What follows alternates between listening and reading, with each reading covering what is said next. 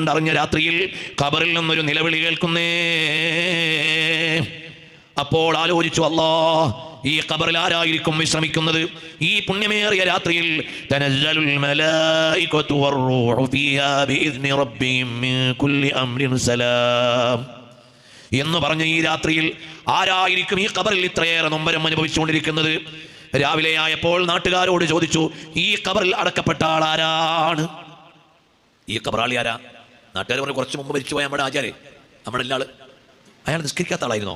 അല്ലല്ല, പള്ളിയിൽ എപ്പോഴും വരുന്ന ആളായിരുന്നു. അയാൾ എങ്ങനെയായിരുന്നു? പറഞ്ഞു കേട്ടപ്പോൾ എല്ലാ നല്ല ലക്ഷണങ്ങളും ഉള്ള ആളായിരുന്നു. പിന്നെ അയാളുടെ ജീവിതത്തിലുള്ള ഒരു പ്രശ്നം എന്താണ്? ബിസിനസ്സുകളൊക്കെ പൊട്ടിയപ്പോൾ ഉള്ള പൈസ കൊണ്ടുവന്ന് പലിശക്ക് കൊടുത്തു. അത് അയാളുടെ ഉപജീവനമായിരുന്നേ. പ്രിയമുള്ളവരെ, ആ ഒരൊറ്റ കാരണം കൊണ്ടാണ് ഖബറിൽ ശിക്ഷിക്കപ്പെടുന്നതെന്ന് മനസ്സിലാക്കാൻ ന്യായങ്ങളുള്ളപ്പോൾ പലിശയുടെ ഗൗരവം പറയുന്ന അധ്യായത്തിലാണ് സൈനുദ്ദീൻ മഖ്ദൂം തങ്ങൾ ഇത് ഉദ്ധരിക്കുന്നത്. അതുകൊണ്ട് എൻ്റെ മുഅ്മിനീങ്ങളെ, നമ്മുടെ ജീവിതത്തിൽ പലിശയുമായി ഇടപെടുന്ന ഒരു രീതിയും ഉണ്ടാവരുതേ.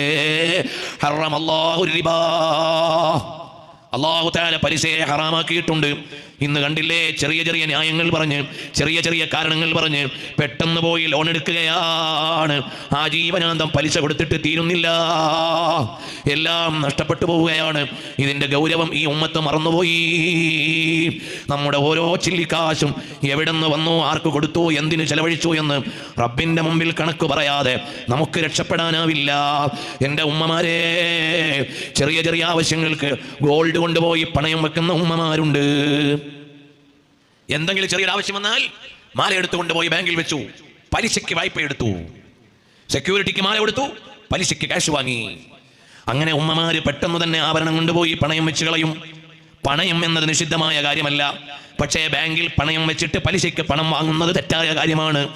ആ ഒരു നടപടി ഉണ്ടാകാതെ അത്യാവശ്യം വന്നാൽ കയ്യിലുള്ള ഒരു മോതിരം അങ്ങ് വിറ്റോളൂ, പിന്നെ നിഅമത്തുള്ളപ്പോൾ വാങ്ങാം.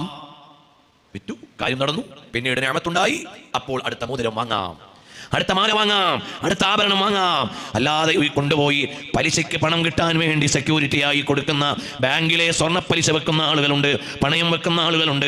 പലപ്പോഴും ഉമ്മമാരാണ്, സഹോദരിമാരാണ് അതിൽ വീണു പോകുന്നത്. സഹോദരന്മാരും വാങ്ങി വെക്കാറുണ്ട്, കുടുംബത്തിലെ പല ആളുകളുടെയും ആഭരണങ്ങൾ വാങ്ങി വെക്കാറുണ്ട്. അങ്ങനെ പലിശയ്ക്ക് വായ്പ എടുക്കാൻ ആഭരണം കൊടുക്കണ്ട ഉമ്മ, കൊടുക്കണ്ട പെങ്ങളെ, പകരം ഒരു ആഭരണം കൊടുത്തോ, ഇത് വിറ്റിട്ട് നീ ആവശ്യം നടത്തിക്കോ, ക്യാഷ് കിട്ടുമ്പോൾ പകരം വാങ്ങിത്തന്നാൽ മതി.